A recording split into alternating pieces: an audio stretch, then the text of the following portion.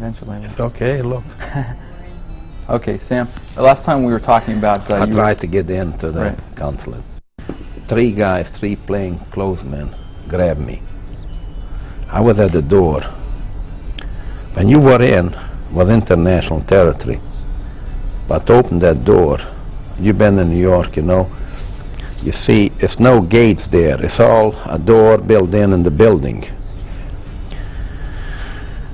Until I knocked on the door and I stayed there for a few minutes. A car stopped, 3 guys grabbed me, plainclothesmen, Hungarian Nazis.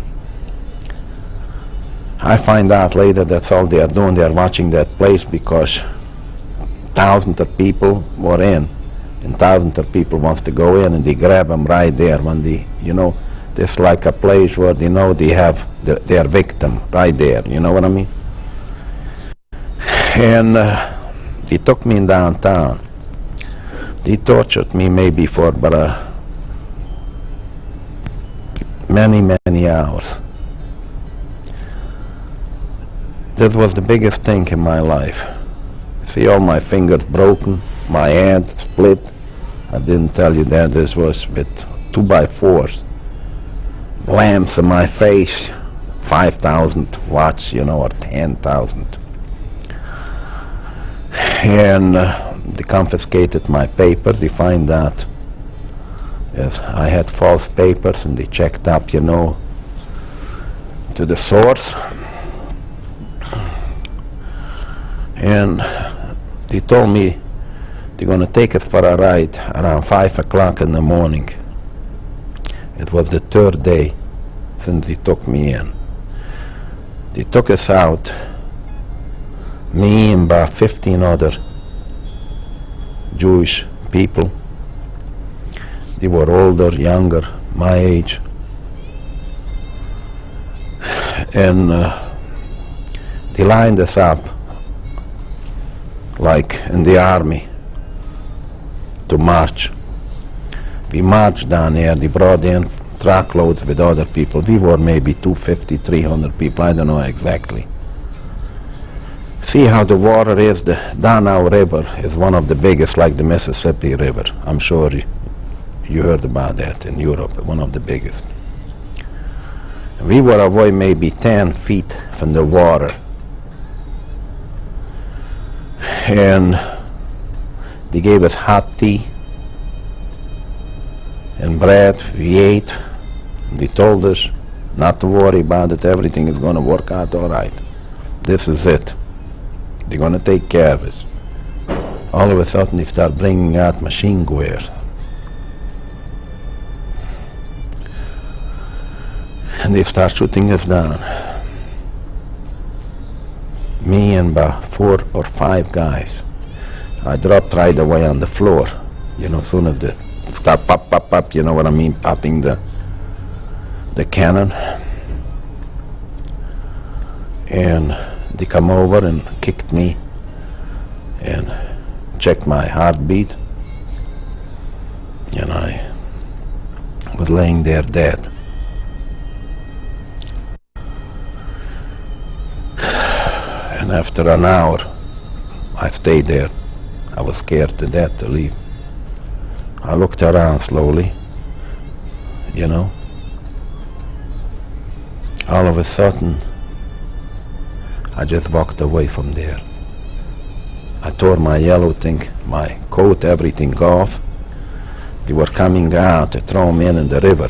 You know what I mean, the people?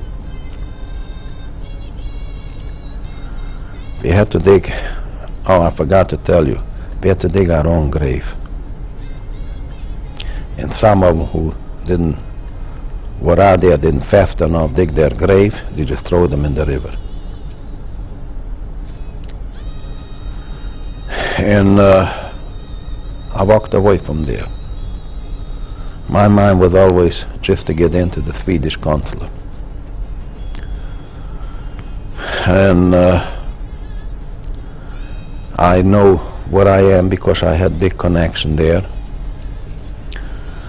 I had some friends I met before there, way back, when I was with the underground, with the Chetniks, with the Yugoslav. And I didn't know what to do. Shall I go in and fight with the Chetniks back again? But they were very rough. There were anti-Semites too in there. You know what I mean? Or go in the Swedish consulate. And I hanged and bummed around for about 3 months. And finally, I was out there checking before I went into that door if it's anything is around. And I find out around 5, 6 in the morning is the best time to get in there. I caved the joint out of the place. And me and 2 other guys, we met. We had contact with each other, and we all 3 of us went in. We finally got in. I went on there. They gave us food. They had their clothes, you know, older clothes, but good clothes, clean shirt, you know, whatever. And they put me in charge in the kitchen to help out for the cooks, because there was maybe 3,000 people in that building, in one building. People were staying on top of each other, so everybody had a function to do. One person made the bed, the other worked in the washroom, you know, and I was in the kitchen, like cleaning up pots and pans, you know. I was lucky, I was happy there, whatever. I know I'm saved. Because even like that worried you, maybe they change their mind, they're gonna just turn it over as regular territory, not international. You never know what is in their mind, but at least 50% I was thinking I'll be saved. And I shined the shoes for Mr. Wallenberg. And I cleaned potatoes, you know, worked in the kitchen. I liked everything, you know what I mean, what I did. Now, who was Wallenberg? Wallenberg was the Swedish consular to Budapest, to Hungary. That man saved over 100,000 Jews. Not just what he had in the embassy. Excuse me, he fought with the Hungarian Nazis not to take out. Maybe you saw that on OSU. It was a 2-hour episode, piece. They played his life history. I was right in there. And what he did is, like they had trains to go out to the concentration camps, he fought the Nazis not to send them out. They paid them off, the Swedish people. Somehow, I think he got connection with the Hayes of New York, and he got some funds, because there was millions of dollars involved in there.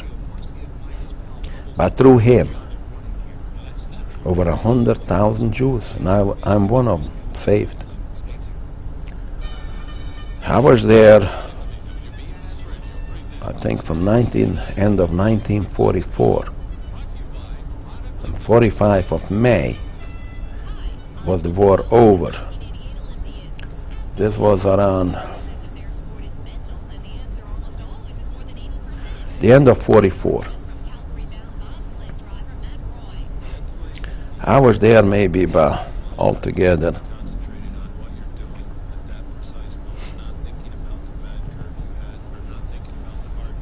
I have to think for a minute.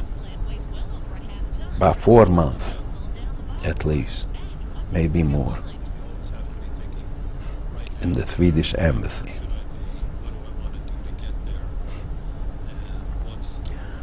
With some street fights in Budapest.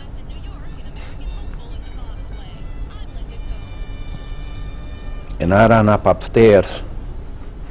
I heard they were closing in, the Russians. But you see what happened is the Nazis, they hit them back too. They were coming and going. You know how street fights is. And I ran up upstairs, I grabbed a bed sheet, white, and I hold it up. My hands. This means peace, surrender. And the other side, I saw a Russian with a hat like I have on, and I showed him like this. I be down, and I'm going fight with him. So you were in the embassy when you did this? Yes. I went up to the 5th floor, and I opened the window, and I was calling him in, and I'd be downstairs, you know. But he couldn't come in because it was international territory. And the guy showed me, a little stocky guy, he showed me to be downstairs. And I ran right fast down. See, in them doors, you have there like a little glass you can see through. I told the guard, they had some Hungarian guards, I said, this is it, I'm leaving. He said, don't leave, they're gonna kill you, in Hungarian. I said, I don't care, this is my friends, my brothers, I'm going with them. He opened the door and I just jumped over there, and there, this man I saw there, he was waiting for me there. And I speak a little Russian, a few words, you know, and I said, we hugged and kissed each other, and I cried, I almost fainted, I fell down, and he just pulled me up. I couldn't believe it, you know what I mean, it's happened to me. So it was a Jewish man from Kiev. He was a major in the Russian army. And he said, Amchu. Amchu means in Hebrew, are you a Jew? And I said, yeah. And he spoke Yiddish. He was about 50, 55 years old. And he said, don't you worry. He said, nobody's going to touch you anymore. And he pulled out some uniform, a Russian uniform, and he said, I'm going to put that on you. The coat was 3 times big as I am. You know what I mean? I was like this, the pants. I said, fine, it's okay. And he gave me 2 guns. And he said, now you're going to know how to protect yourself. I said, yeah. They were that big. He wanted to give me an automatic, but it was too heavy to carry it around, you know. And I said, I got enough. Give me rounds, ammunition all over my body, you know, like the westerns, you know, you see it in the movies. I was feeling good. After that, he said, we're going to have to celebrate. And he said he's coming back. He was running the whole show, you know, there. He had his assistants there, and he said, you're going to be one of my assistants, he said. Whatever you want to eat, you let me know, he said. He liked me. I was very fortunate, very lucky. And since I speak Hungarian, he said, we're going to have to take revenge after this is all over. I said, I help you out, I do anything you want. I told him, you are my boss, and this is it. He said, okay. They were going maybe about 10 streets and that start hitting him back. And he said, you better, I'm going to drive you down maybe about 20 kilometers out of the city. I don't want you to get back in that fight, he said. It might cost your life. We start talking so on at night. He slept here, I slept right there, brought in a big, like a gallon vodka. We didn't have any cups or nothing, just poured it in. And felt real good, my God. The best thing I ever felt maybe in my life. I couldn't believe myself. This was a dream. After what I went through every minute of the day, and you know, I was thinking just about my family. You know, after you feel that way, you know what I mean? This was missing to me. And he came in, he put me in a house there with Hungarian people, the outskirts of Budapest. And he said, you just rest up in here, sleep and eat. He says, don't worry. He says, I come and get you. He says, I don't want to lose you. I said, you are like my father, I said to him. Well, he says, I got 2 sons myself and 2 daughters, and he said, I know how you feel and what you went through, he says, and I want to help you out. It's my duty. Well, I said, I appreciate that. We talked a lot. He came and picked me up a couple days later. I rested up, felt good, relaxed, and I had everything. And he said, we pushed them out. They took Budapest already, the Russians. He said, we are going to go on to get revenge, he says. You got to do that. I said, I do anything you want. See, I was his translator. They were bombing the Allies, from up. And there was war. Usually they give 3 days when they go in a city, time to do anything they want for the soldier. This is a bonus, like a payoff, you know what I mean? He said, I tell you what we're going to do is, he says, people were all in bunkers in the basement. He said, you speak the language, he says, you're going to tell them, you know what I mean, how to get them Nazis out, the Hungarian Nazis. I said, I'm going to do my best, I said. It's going to be a big thing to me to get even with him. I believe eye for an eye. We went down there, and I start telling him, whoever is a Nazi is going to get a medal now. Did a good job, and we're going to make a big party and eat some Nazis in here, whoever is. And they all come out. I said, from Hitler we are here, to bring messages to them in Hungarian. I speak fluently Hungarian. And I am sent down from Berlin, and I gave my nice speech, and they all come out, line up, and happy like a lark, everybody. He had outside maybe 20 soldiers with automats waiting for him.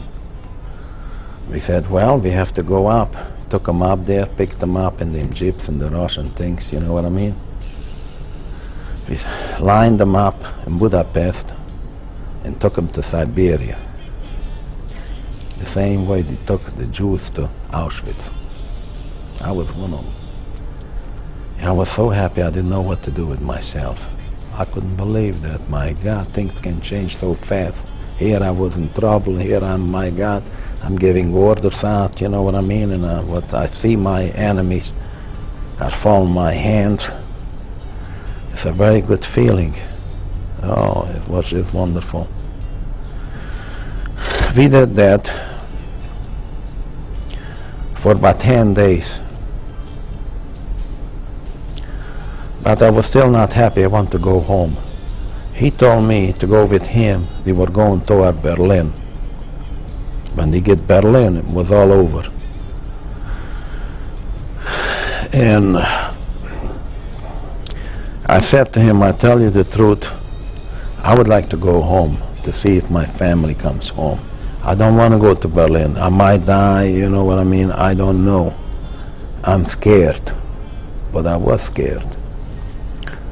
Well, he says, if this is what you want, he says, go home.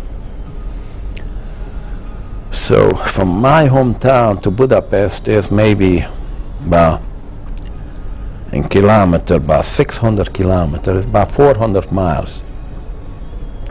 See, close to 1.5 kilometer is a mile. 1.3, 1.4. And I packed my things there. The Russians came. Давай работа. In Russian means, let's go to work. I was thinking, what's going on? I said, I'm a Jewish Chelevik. I was thinking they're going to treat me different. No, come on, let's go with like murders, whoever they picked up. I find out they take them all to Siberia.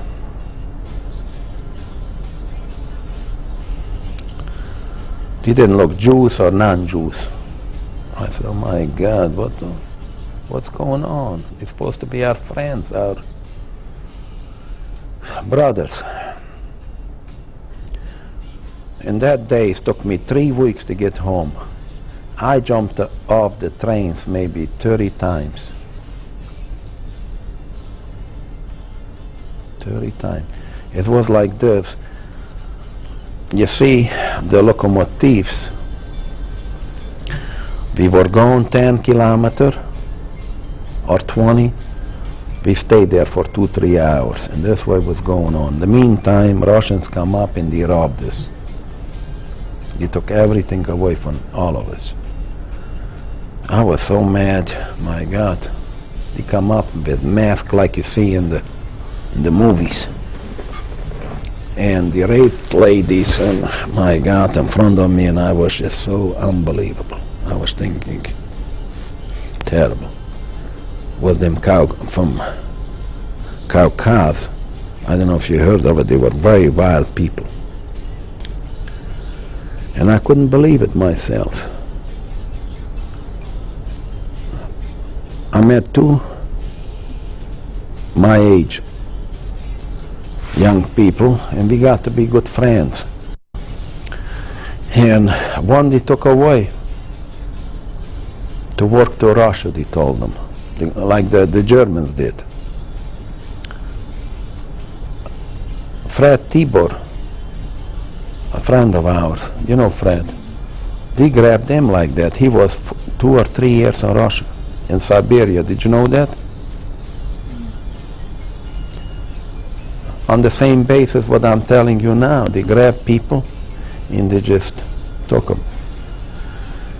They were very hungry in Russia. They didn't have any wood in that days, and they were just splitting wood for them.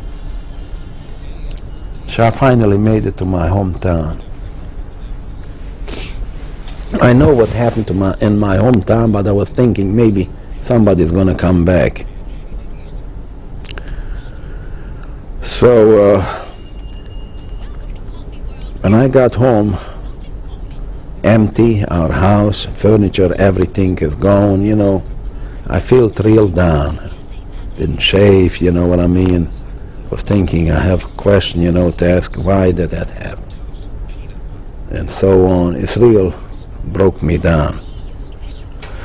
And I was going like this for a few days. A friend of mine, he came in too from different parts. We got together.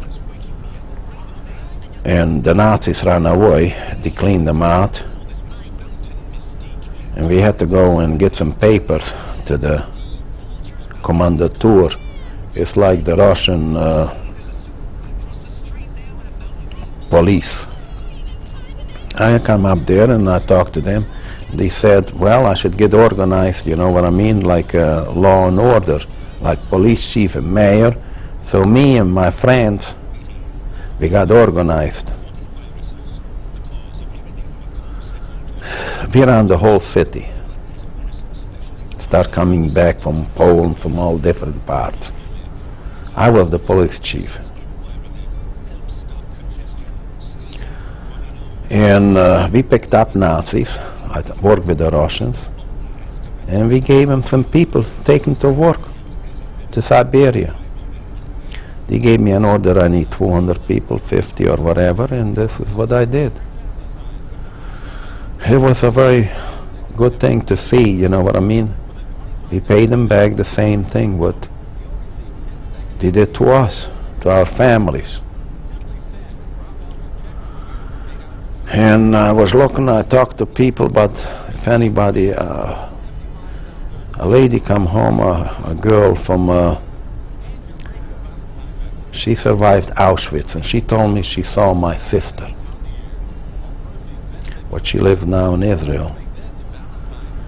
And she's in a hospital in Krakow, in Poland. So what I did is, I was there maybe about 7 weeks, organizing, you know what I mean, the whole law and order and everything. I resigned and I said, I'm going to go to see my sister. In that days, it's not like now, you know, you could take a ticket and fly, or a train ticket or a bus ticket. It took me maybe 6 weeks to get to Krakow.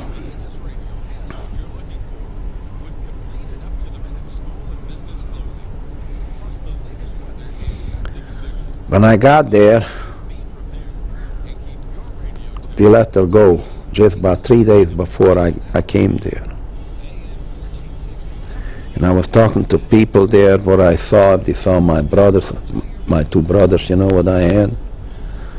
And the war, I was thinking maybe they will come home. And but I had information, she's alive. This was more to me than anything else. So I had to go back. Took me another 5-6 weeks.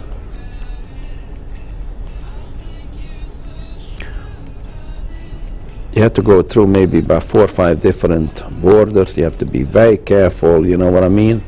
And the same thing. The transportation was terrible, like right after the war. When I came home, my sister was home already. So I was very happy. This gave me something to live on, you know what I mean? And gave me faith and hope. And we start buying furniture and so on, getting things done. And we got things organized, under control. We opened up the synagogues. You know, my friends came home. And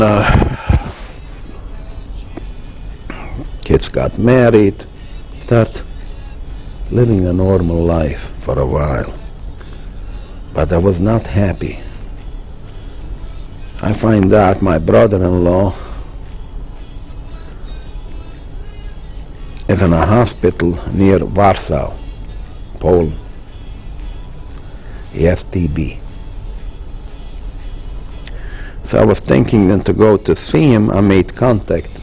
I sent him some money and so on. Because of that timing and transportation problems, you know, to get there and back. And he was there about 9 months and he come back home. By the way, when my sister came home, she weighed in pounds by 85 pounds. And she told me in Krakow, the Americans were there. And they gave her blood transfusions and so on, and they kept her there till she felt good and strong she can go home. My brother-in-law came home after about 9 months, and he was sick, very sick man. And I decided, I was in the grain business back again, you know, like my father left off in Heights, and I did very well, extremely well. And I decided I don't want to stay there. I told my sister, I'm going to go away, and when the time comes, you know, I'm going to come and get him. That was in 1940, around middle of 46. This was about a year and a half after, no, end of 46, because in May was the war over, in 1945 in May. But end of 46, I want to smuggled myself through Vienna to Austria. And I want to meet the Americans, because you see, I talked to the Russian officers in my hometown, and they told me, tell everybody to get away from here, because communism is going to be everywhere. you won't be a free person. They told me all, and I know about communism, how that is. Stalin was in power, you know, and it was tough. So I always remembered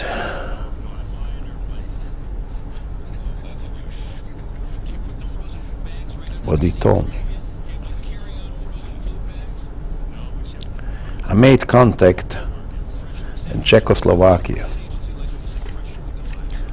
from Vienna with some people there, and they told me through the higher service to bring out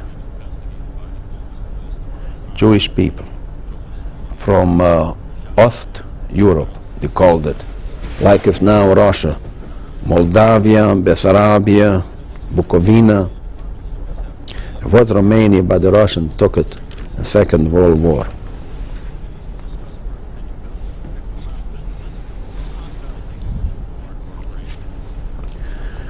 So we had organized a route, like from Romania, they bring them over, you know, to Transylvania, from Transylvania into Prague, Czechoslovakia. From Prague, we smuggled them through the Russian border, through Aschhof, Nuremberg, what was already Germany, but it was on American occupation.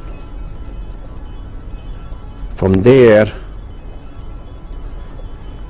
we put them in trains and took them to Bari, Trani, Italy. I don't know if you remember or if you have read about the Cyprus people, you know, want to go into Israel, they couldn't get in. We were sending thousands of people organized there, but they ran away from the Russian occupation. I worked there maybe for about a year with this organization.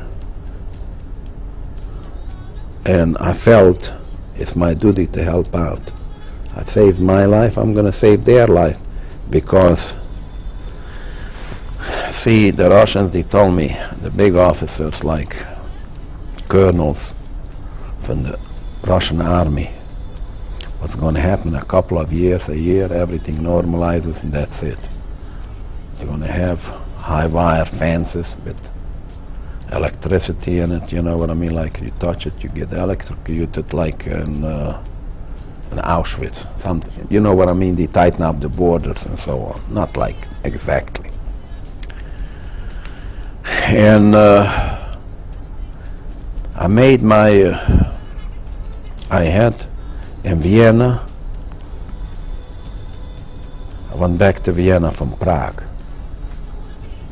I was traveling a lot, bringing over at night, we smuggled the people over. We paid off, we had funds from the Hyatt of New York. We paid off the Russians at the borders, because we went through several borders to get them in to their places.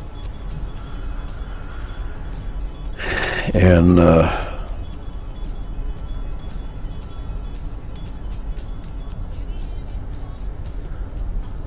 in the thousands we got out. Matter of fact, we even helped out Russian officers, Jewish, to run away into Israel. These are the people who ran the whole war in 1948, was Russian officers, Jews, who ran away from Russia because of communism. They want to be free, think free, worship free, and live a free life.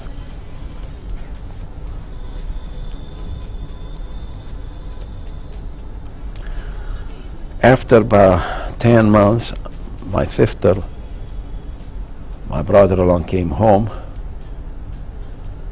and they were married before Second World War. I mean, before that Hitler episode happened. And they had she had a baby, my sister, from my brother-in-law. He's dead now. He died about 4 years ago in Israel.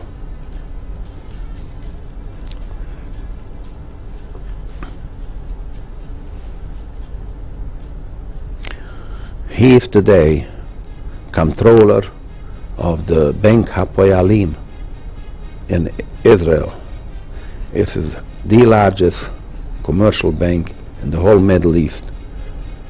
My nephew told me they have assets over $15 billion. The largest. They have offices in New York, Chicago, Los Angeles. He's controller.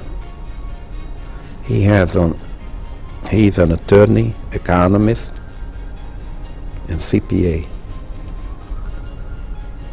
He graduated top of his class. I'm going to go back. He was about 2 years old when I got him out. This was in 1946. I come back. I had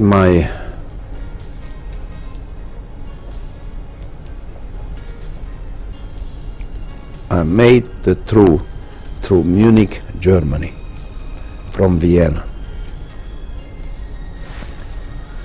Because in Vienna was like this. Vienna was occupied by the 4 superpowers. I stayed on the American side because I was afraid in that time too the Russian grabbed people. And they said, you are a spy, you are a capitalist. They just took them away. So I stayed in the American zone. Was divided in 4 parts. It was France, England, in America,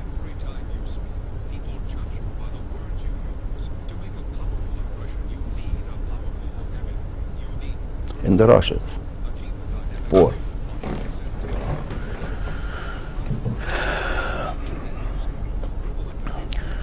So I organized myself. The problem was when you went out from Vienna, you had to go through Russian occupation. This was very hard. So what I did is I organized myself with the Orient Express. The Orient Express was coming down from London, Le Havre, Salzburg, Vienna, Budapest, Bucharest, Istanbul. Maybe you saw it in the movies, how this was running. So when you got out from Vienna, you had to go through the Russian occupation. Now there was, if they catch you, they took you right away to Siberia. No monkey business. So there was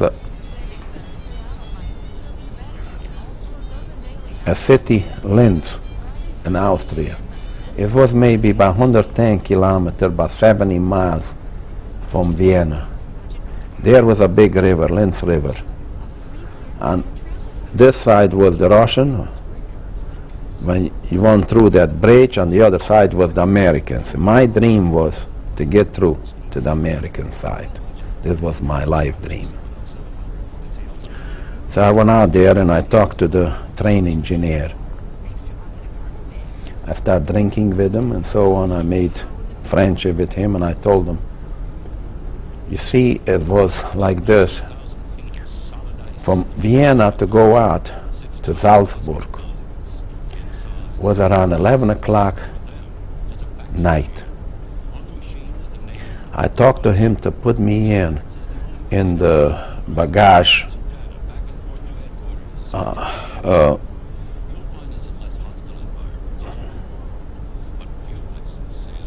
boxcar. You know where you keep the mail and the bagage. Finally, after about a week, we got friendship. I promised him I'd give him $120. It was a lot of money. Him and 2 other guys, they were splitting it up. They put me in there, and I was buried under the bagage. And The train stayed there for about at least 40, 50 minutes, sometimes 60, it depends what they looked for. They come up and they checked, and thank God, you know, I made it over to the American side. I got into Salzburg. In Salzburg, I made contact with the Jewish Federation there, and I told them I want to go to Munich, Germany, because I want to go to America or to Israel. I don't know yet where I want to go. So they made contact. Salzburg is right on the border with Germany. There's Berchtesgaden, Bad Reichenhall, Berchtesgaden. You know Berchtesgaden, Hitler had his palace there. His main headquarters was Hitler's Berchtesgaden. I'm sure you studied that in the history. The Jewish Federation there made contact with me. A jeep is going to pick me up. They organized there. You couldn't get a place where to sleep there because it's a small city. I'm sure you heard about Salzburg, Beethoven, Mozart, you know, all that was old Salzburg. They have the Festspiele there. Is people coming from all over the world. And they didn't have enough room, and the Federation made arrangements for me. I told them who I am and so on. And I slept in a hotel there. I was very lucky. There was no room, no place. So in the morning, around 6 o'clock, an American jeep with a lieutenant and 2 soldiers picked me up. I had a little suitcase. And they took me into Munich through the border, through the German-Austrian border. But you see, there was not a big thing, was not so like the Russian borders, you know what I mean, was different. You were exactly, you know, even they caught you, you know, they didn't do nothing to you. And I told them run away from the Russians and so on, and I couldn't speak English, but I conversed with them in German, in Hungarian, different languages. I got there, and from there on, in Munich, I started getting contact there and so on, and I had $50 sewed in my little jacket. I changed that. It was a lot of money because the dollar was very strong. Like I'm going to tell you an example, was 250 mark, $1. Today, the buying power is not even 2 mark, $1. About 1.5. So I was a rich man.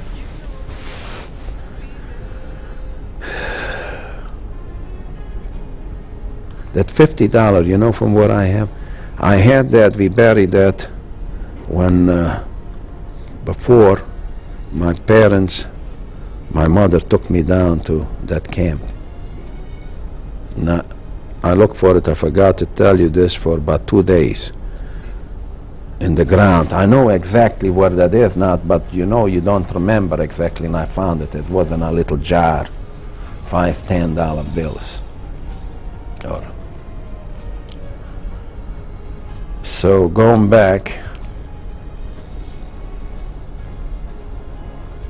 me and 2 guys made contact on it's called the Jewish Center in Munich. All the Jewish people, they come together there, you know what I mean? And they were trading there, and that time was a big black market there and so on.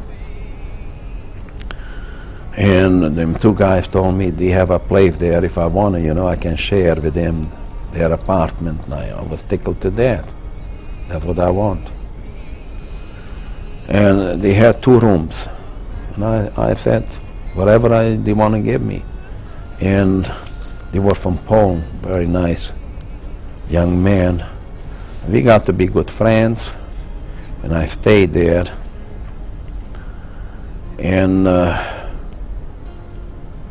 my family was on my mind.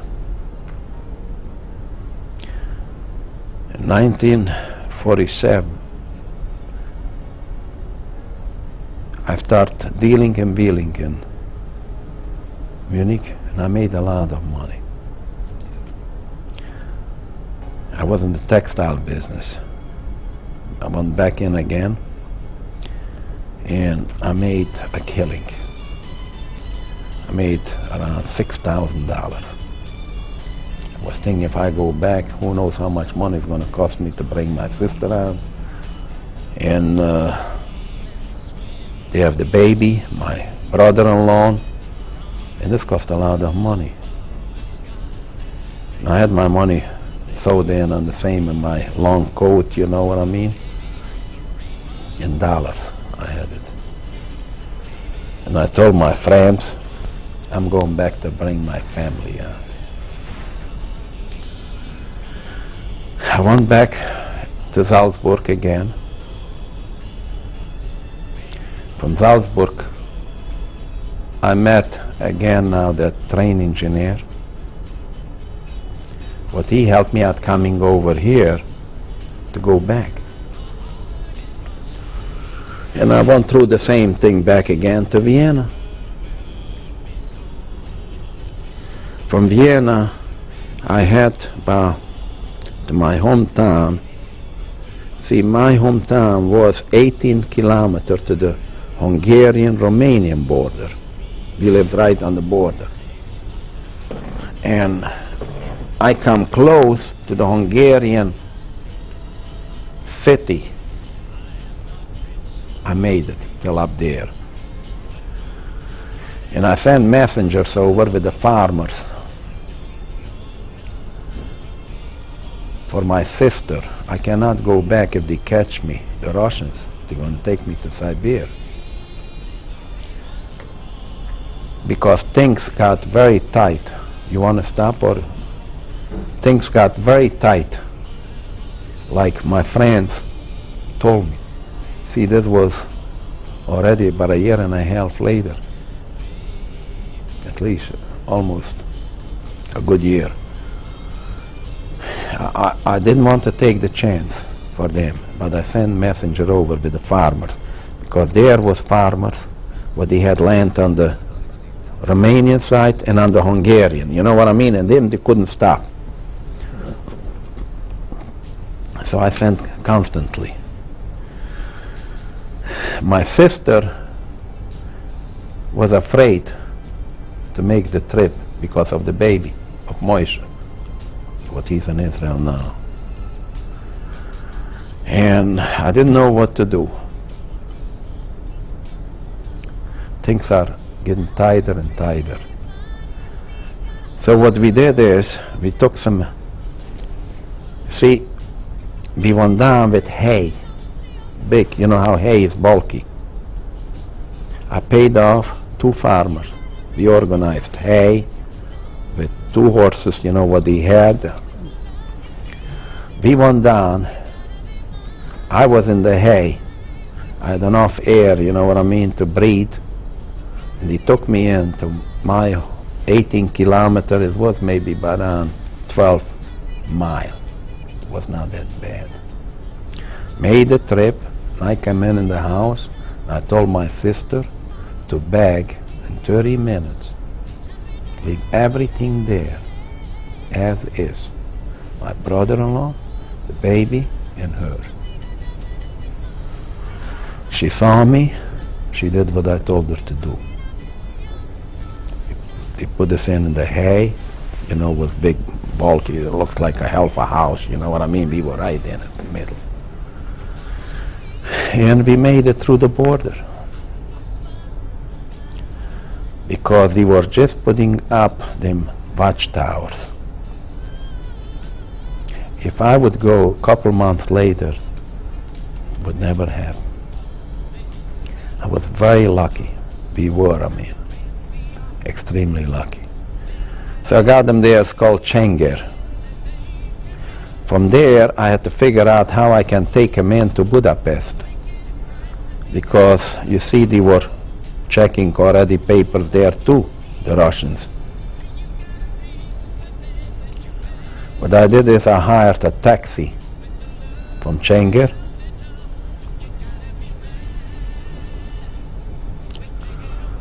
and we went in to Budapest. I had papers for them already. They're Hungarians, because I bought that in Budapest on the way coming down. I had it all set up.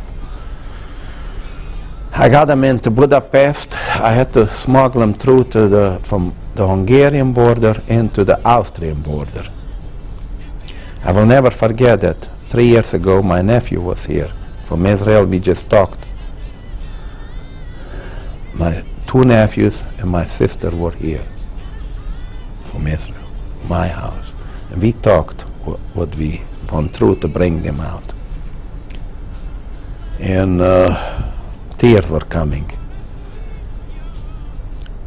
You see, from there, we had to walk about 10 kilometers on foot from the Hungarian border into the Austrian border to get into Vienna.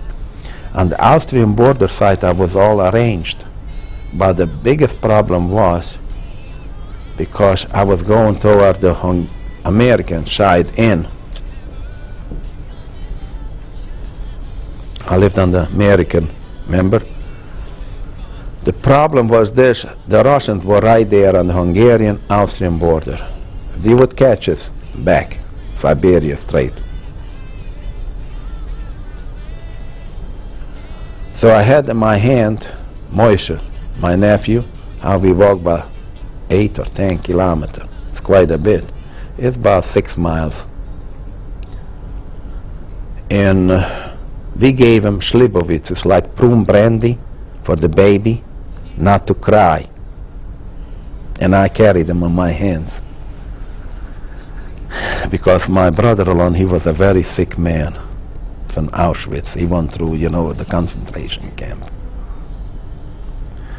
And he had a lot of problems. So we made it into Vienna. I put them up in Hotel Continental. I had already arranged there in Vienna. And I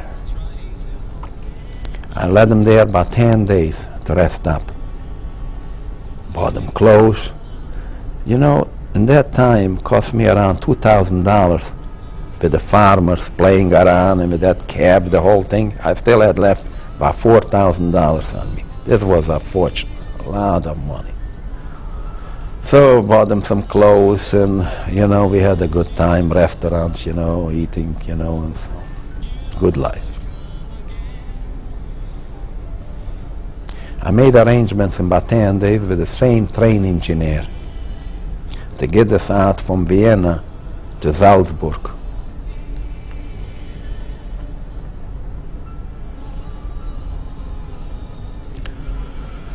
We put them in on the same thing, in the same boxcar, mail boxcar, between the bagage, but he accumulated for 2-day mail. It was so packed in that days, you couldn't even get in. If he was up to them, it was paid off, 4 or 5 people involved in there. It cost me $300, my family, myself. It was a lot of money. And so the Russians, if they would open that door, you know, they come in and they just open the door and go in, all them boxes and all this, and they know how. I told them that get plenty mail in there, not to have any problems. If you have a little mail, they come in, they can find it there, it's all over. So we were there together. We made it into Salzburg. This was something. Now from Salzburg I smuggled them through. I went back to the Federation and I told them to give me help. And they gave me in that time a big truck, an American truck with about 6 soldiers came. about 6 soldiers. They helped us out getting on there. I want like a taxi, you know what I mean? They opened the border, you know how like you go through a train, you know what I mean, how you call that. And it was perfect. They took us down to Munich. And I told my friends, they had other connections there. We had 2 rooms for my family already rented when I came back. They helped me out too. I needed all the help I can. They stayed there for about 6 months in Munich, rested up, made arrangements. I bought them, it's called a lift, a big box, maybe 2,000 kilo, maybe about 3,000 pounds, to go to Israel. And that thing was a little stove, dishes, pots and pans, you know, you name it was there. Glassware, because in Israel they didn't have nothing. It was right after the war, was already, 48 was the war, right about 4 weeks after the war was over. Made arrangements, and they flew out to Tel Aviv with that whole load. They didn't take it with them, you know, they had to go, they got that maybe 2 months or a month later by freight. But they got there. Okay, we've got about 1 minute left on this tape. Okay, so what I want to tell you is, in that time, after 48, was very big hunger in Israel. I did my business. I was doing extremely well in the textile business. So I sent them out some food. I paid in Munich. They gave them like care packages. I'm sure you heard of it. And they gave them food. And by 1949, they were there by 8 months. I flew out. I took with me, wait a minute. No, I didn't flew, I'm sorry. I went through Paris, France. There I bought about 100 kilo salami. You know, that dry salami? And I went with an Egba. I want to go through Marseille with the Jewish boat. This was a very big thing to me. And I went down here, and I had there they had them American condensed milk, you know what I mean? And some cigarettes was a big thing in that time, about 50 or 100 cartons, you know. On the same boat came with me, you know what I mean? I arranged that. It's like in the freight. You have freight and you have passengers on the same boat. And when I saw, it's called the Negba, the Jewish boat with the Jewish star, I fainted. I ended up in the hospital in Marseille. I just passed out. I couldn't believe it. I just, for happiness. I think we better go to another tape if we're at the end of the tape. So. All right. Tell them to fade to black and fade out sound. Okay, we're back. So you were talking about you arrived in Paris and you bought your salami. I bought salami and I came out and I fainted in Marseille. This is the port city, you know, from France in to go to Israel. And I got into Tel Aviv, to Haifa, I'm sorry, to the port. Israel, my sister, my family was there, maybe about 50 people waiting for me. Cousins and their friends and so on. After that, they were living in a tent there because Israel was a poor country, you know, they just had the war. So I bought him an apartment in Bnei Brak. This is a suburb of Tel Aviv, like Whitehall or Bexley, you know. And 2 more children was born to my sister. Another boy and another girl. I have 2 nephews.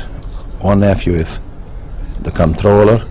One nephew is a banker. He's with a very big security firm. He's controller here on Wall Street. He's in charge with maybe $1 billion a year, you know, assets they have, the company. He met this girl like we just talked, and you asked me how he come over. In Israel, Bar Ilan University. This is the University of Tel Aviv. And he met her, they got in love, and he came over here. He went through in here, Bernard Baruch University. He graduated 4 points, straight through. A big Dylan and Reed, it's like Merrill Lynch, took him out from school because of his grades. And they put him in assistant controller in 6 months, what usually takes years for another person, but he's so bright, so sharp. He has a gifted mind. And he worked there for about 2 years, went to school, more education. So he's an attorney, he's a CPA and economist too, like his brother. Graduated top of the class. After that, he was there with Dylan and Reed for about 3 years. They took care of him so good, like in the beginning of the month, they have a lot of bills to send out and so on. He spent more time. They send him home with 2 guards with a Rolls Royce because he worked overtime at night, you know, maybe 9, 10 at night. You can imagine. He had a very good life, but he didn't have the top job. So he called me up one day and he said, "Uncle," he says, "I have a chance to go with a smaller company. What do you think and get controller?" I said, "Look, if I would be you, I'd take it. They're going to give me a couple shares in the company, you know how that is, smaller company." And he took it, and he's still there with him. He has 4 children, was raised to him. He has 3 girls and a boy. He made a bar mitzvah. It cost him maybe $40,000-$50,000, I'm telling you. We were there about 3 months ago. It was like 3 weddings. And I'm very happy for him. It's just great. My sister was here. And we had a wonderful time for 3 days. It was so elaborate, so elegant, all navy blue, I black. think we better get back to Okay. what we're talking about here. Yeah. Okay, you went to Israel to visit your sister. Yeah, and I come back to Germany. Okay, and then you came back after visiting. You came back to Germany. Yes. And from you want to know till now? Till Yeah. Well, basically, how fast. you got Okay. to the United States. Okay. Yeah, I give you that. Okay. So I applied for the papers in Munich. Took me 5 years because it's a quote. You know what I mean? Quota. Yeah, quota. And I was in the textile business. I went into Antwerp. I had some business there. And I met my wife there. She walked in there. And I was looking, I was about 30 years old to get married. I got tired of that single living, And my friend there, he used to make my suits tailor-made in Antwerp. And it was near the Diamond Exchange. And Antwerp used to be one of the biggest diamond exchange. She worked there. She came in, and I asked my friend there, he was the tailor. Matter of fact, that was her uncle. I didn't know that, but I was told he's the best tailor there, and I was very elegant always, you know what I mean. And he used to make my clothes there, tailor-made, custom-made. I made a lot of money, so I could afford it. And I asked him, "Who's this lady? Who's this girl?" said, this is my niece. He said to me, this is the girl you need, he says. You going back to Germany, he says, and you should marry her. You're going to be very happy. She's a very good girl. And I come over and I introduce myself, and I ask her for a date, and she refused me, you know what I mean? And I told him, why don't you talk to help me out? So thereon, we got married 2 weeks before we came over. My visa almost ran out, and I had to come here. And we sent out the papers from the Federation here to Munich, Germany. I know only Columbus discovered America, that's all. And I got married in Europe. 2 weeks we were married. We came over to the United States. We had only $20 because my ex-partner, I told you maybe before, he's supposed to send me over money, liquidation, you know, takes time. At that time you couldn't bring out legally money because the dollar was very important to the German people. They had to buy food and so on. You couldn't bring out dollar. You had to smuggle out like through different international banks. You had a way, you know what I mean, but it was not easy. So we came over. After we got married 2 weeks, we ended up in Columbus, Ohio. We came to New York. They told us, they put us in right there, and they joined the Federation from New York on Broadway. And there, that noise there, my wife, she was never used to that kind of noise and so on. They were driving us crazy, the sirens all night, you know, and my God, and people are rushing, you know. In Europe, it's more a relaxed life. You've been in New York. Mm-hmm. People push around each other and around everybody, and that was new to us. And we wanted just to get the hell out of New York. We went down to the Federation. They told us, you go to Columbus, Ohio. If you want to be a citizen, you have to come here. So we came here. Mrs. Ben Jenkins, she picked us up at the train station. We had $20 left.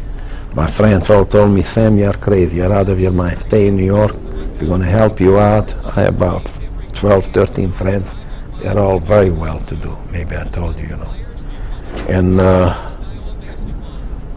we came here for 2 weeks. We're still here. But Columbus was very good to us. We are very lucky. We raised 2 fine children.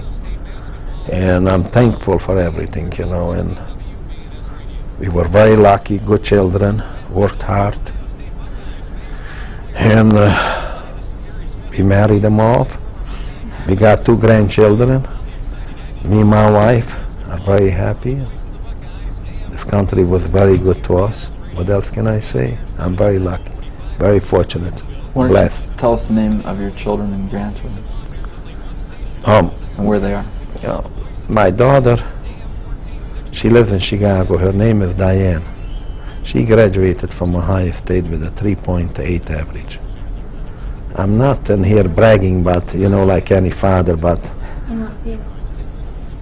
she graduated in marketing and economics. She has now a very big job at AT&T. She just had a baby girl. We're going to have the 20th of this month in Columbus, the naming. Merci Hashem, your parents are invited, by the way. We are trying to get a hold of them, you know, they are not home. And my son-in-law is a very nice young man. They live in Deerfield, very nice area, and we are very close to our children, to us. My son, he graduated from Capital, and he worked for Schottenstein. He has a baby girl. His name is Marvin Taub. My son gave me first grandchild. Her name is Michelle Lee, after my mother-in-law. Let her rest in peace. She was a very fine lady. She did a lot of charity.